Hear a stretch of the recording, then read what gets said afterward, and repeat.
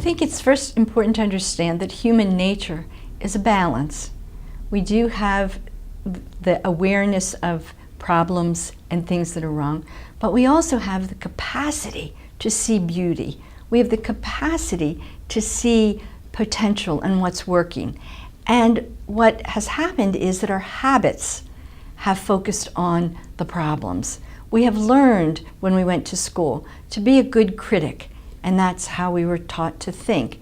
We have learned to find the problem so we could fix it, and we could get credit for doing a good job by fixing something. And so what appreciative inquiry is asking is not to go against human nature. Human nature is both. Human nature is everything. But it's asking us to change our habits, to change what we have learned, to change what we have done for many, many years, and to focus on some new things to create new possibilities in our world. On what level can you work? So you have to start on the individual level and go to the organizations and maybe governments, or what is the way to try to break that cycle of negative thinking? Appreciative inquiry is a process for large-scale transformation. And when I say large scale, I mean 200 people in the room, 500 people in the room. And so we have an assumption that people are smart, they're talented, they're gifted, and when we bring them together, when we bring people from all different functions and all different walks of life and all different levels of an organization together, and they're given the opportunity to share stories of their strengths and to share their dreams for the future, they can create a better way of organizing, a better way of doing work, a better way of living. And so appreciative inquiry is a large-scale process. And what happens is people change in the course of doing appreciative inquiry, but that's not our focus. Many of the old models of organization development have said focus on people, change people, and then they will change organizations. Appreciative inquiry says, believe in people, bring them together in dialogue, and they will change organizations. Can you give us an example of a project that describes best the power of this method?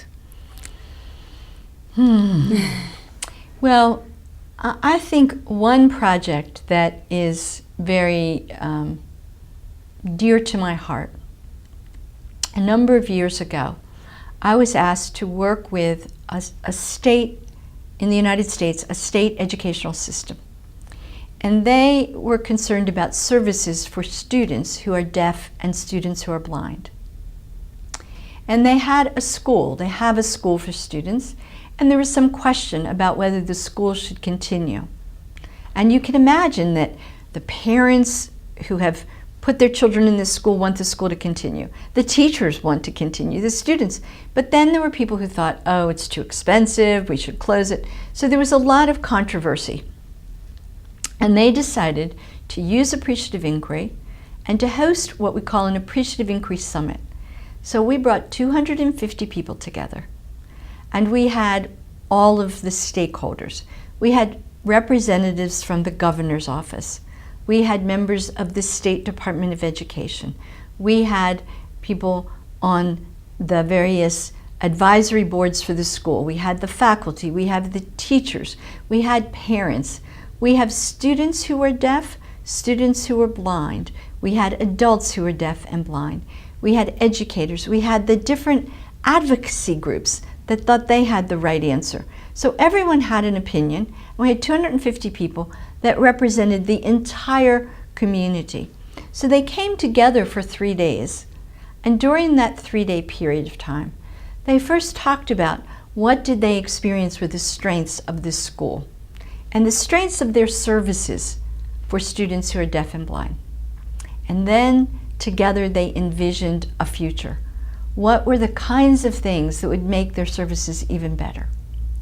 And then we had to ask the question, if we design these services, should there be a school? And everyone in the room, 250 people, voted yes.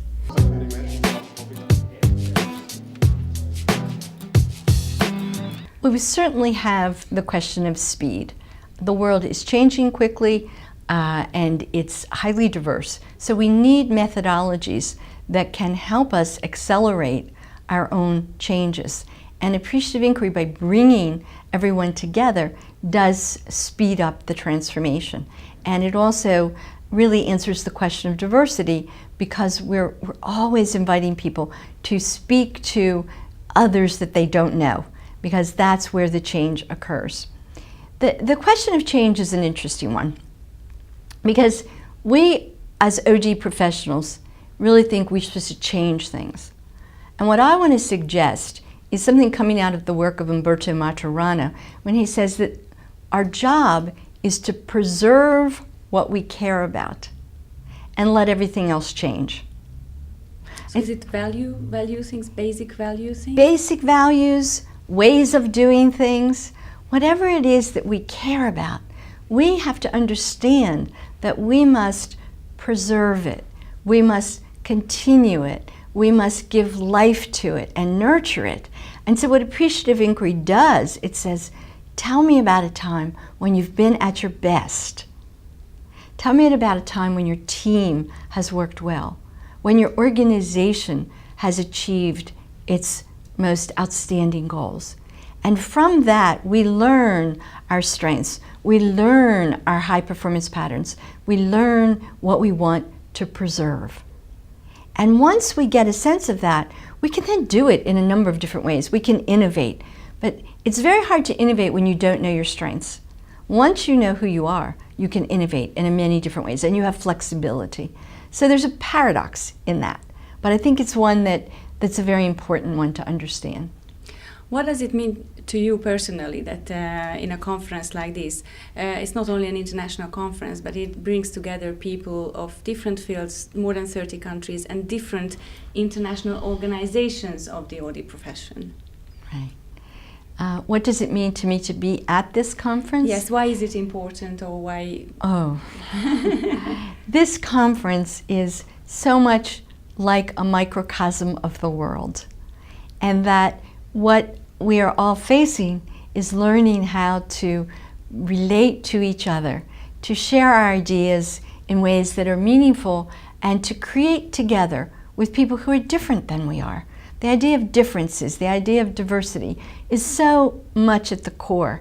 And so a conference like this, where people are coming together from all over the world, from, as you said, different functions, different areas, gives us a chance to learn from each other, to really begin to understand other cultures and to co-create together. That opportunity to not just present my own ideas, but to be part of a community presenting ideas that have some overlap and some differences, that was, I think, extraordinary. Is there a common root in there? I don't know that there's a common root, but there's a common cause.